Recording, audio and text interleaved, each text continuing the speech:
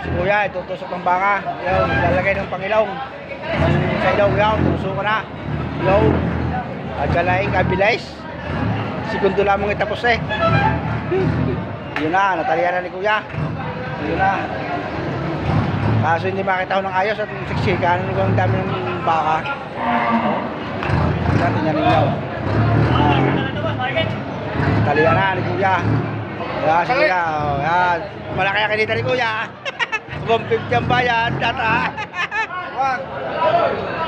Dito yung sipag lamang ako, tiyaga. Dito sa Padre Garcia. Dito sa Batangas, maraming hanap buhay. Hindi 150, sabihin mo abad, wala naman ang pakos. Pero sa banda-banda diyan. Oo, doon na 150. Sige lang, doon. Sa Kalabawan, 150. Oo. Dito magkano dito? Ha? Magkano dito? Sandaan. Dito daw pala 100. Marami naman dito, napakarami. Wala, segundo lamang may 100 na si kuya. Galing naman. Talagang ganyan na yan. Sipag ayun, nag-abot na sila ang pera. Galing. Sige po.